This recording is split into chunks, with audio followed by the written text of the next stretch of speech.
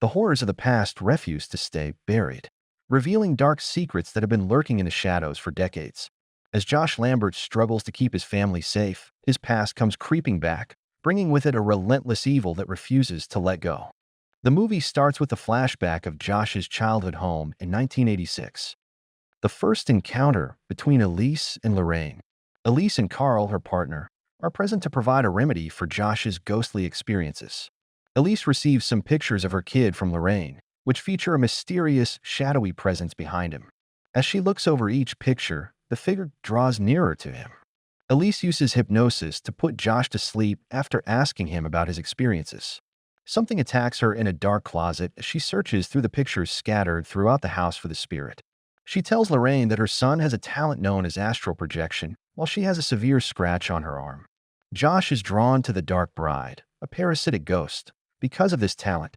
Lorraine pleads with Elise to stop Josh's ability to open a door when he rises up and gestures toward one that is gradually opening on its own. Police interrogation of Renai. In the present day, the police are questioning Renai, Josh's wife. After doing a session for their son, she discovered Elise's lifeless body in their living room. The action switches to that night, as Josh tries in vain to wake Renai after she cries upon discovering Elise's body. The detective acknowledges Renai's story, but informs her that if the fingerprints on Elise's neck match Josh's, he will be arrested for murder. The Lamberts move in with Lorraine. Josh and his family move back to his childhood home to live with his mother. However, the strange occurrences begin shortly, with the piano playing itself and toys moving on their own. Renai tries to speak to Josh about the disturbing events. He tells her about a demon that followed him when he returned from the further and was responsible for killing Elise, but he assures her that everything is fine now. Elise's partners find out a secret. When Tucker and Specs, Elise's companions, arrive at her home, a hidden door unlocks. They find a recording of her 1986 session with Josh when they enter. The adult Josh may be seen in the video, standing behind the younger Josh. Dalton seemed to have been talking in his sleep that night, so Lorraine puts him back in bed. There is someone behind her, he informs her. She scans the area, but finds no one. Later, as she is in the restroom, she notices a woman in a white dress in the mirror behind her. Josh advises her to get some rest and that she is perhaps seeing things. Dalton remembers a negative dream. The following day, Dalton tells Renai about a nightmare in which he saw the woman in his bedroom, standing behind Lorraine. He also overheard Josh conversing with no one. Lorraine asks Tucker and Specs for assistance. Lorraine is shown the found video, but they are unable to find any answers. In the meantime, all of a sudden, toys start moving by themselves. And Renai notices a woman in the living room. On her baby monitor, she hears a voice abruptly. The door is locked from the inside when she dashes upstairs.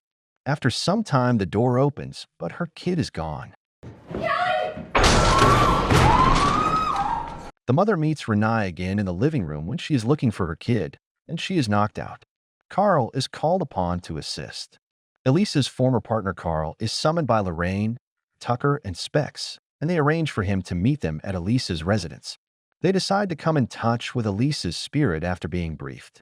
Carl's dice lead them to Our Lady of Angels, an abandoned hospital where Lorraine worked in 1986 when Josh's problems started. What does Josh do to Renai? Josh returns home to discover Renai comatose from the weird woman's attack. Josh, however, merely sniffs her without attempting to wake her. Lorraine visits the deserted hospital with the ghost investigators in the interim. Carl locates the intensive care unit, ICU, where Lorraine used to treat a patient. In 1986, Josh meets Parker. Lorraine is seen taking her son to work in a flashback. Parker, a patient who is unconscious, attacks Josh as she is checking on her patients. Following that incident, Lorraine runs across Parker in the elevator once more. He doesn't answer when she speaks to him. When Lorraine reports to one of the nurses that a patient is wandering around unsupervised, the nurse tells her that the patient killed themselves the day before. In the bathtub at home, Josh is conversing with an invisible force that is advising him to murder his family. At that moment, Renai awakens and screams. Josh approaches her, and they wind up fighting over the unexplained happenings in their house. The piano begins to play on its own, interrupting them. There is nobody in the room when the couple walks in. Her husband doesn't know what song was playing when Renai questions him. The song is one she wrote for Josh, she knows. Investigators are threatened when a doll comes to life. Lorraine and the paranormal team locate Parker's home address in the hospital and make their way there. When they arrive at the deserted house, the doll speaks and threatens to murder them if her master notices. A weird voice wakes Dalton later that night. He sees women's spirits all around him when he looks around. He yells as they reach for him. Rena hurries to soothe him. He was only tangled in his sheets, apparently. Josh plans the death of his family. But Josh is sitting in the piano room, brandishing a baseball bat and mumbling to himself. Finally, it becomes clear that Josh's body has been possessed and that his spirit is imprisoned in the spirit realm. In the meantime, Carl tosses his dice once more to speak with Elise at Parker's residence. The ghost that Lorraine and Renai encountered in their house turns out to be Parker's mother. After entering a hidden chamber, the team discovers rows of white-sheeted dead. They come upon some newspaper clippings and learn that Parker was a serial killer who, while wearing a black bridal gown, had killed women at his mother's command. Lorraine attempts to alert Renai, too. Lorraine tells Renai about the discovery when she stops her outdoors the following morning. They drive away after she advises them to keep the kids away from Josh. With an injection concealed behind his back, Carl enters to face the possessed Josh. Josh is holding a knife as Carl's dice show. Josh chokes Carl after attacking him. After Carl's spirit locates Josh's imprisoned spirit, they both decide to put Josh back in his body. Josh's childhood house is where they discover Elise's spirit. She gives Josh instructions on how to entice the ghost to leave his body. He must go back to Parker's house to accomplish this. Josh assaults his own family. In the real world, Lorraine and Renai get a text from Tucker, which they believe leads them back home. After discovering Parker's room, Josh learns that his mother mistreated him by forcing him to dress and behave like a girl. Josh is nearly killed by Parker's mother's attack. Little girls need to learn to be good. But Elise intervenes to save him.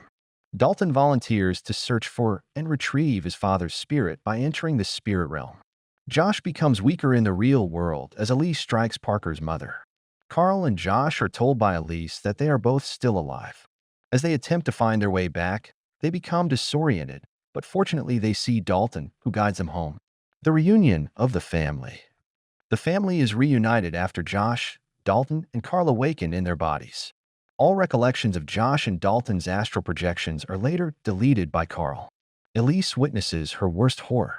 Tucker and Specs go to a residence in the last scene to assist an enigmatic girl. Elise's spirit is seen by the girl while she is with the males. The girl looks up in horror as Elise is speaking to her and screams, "Oh my God,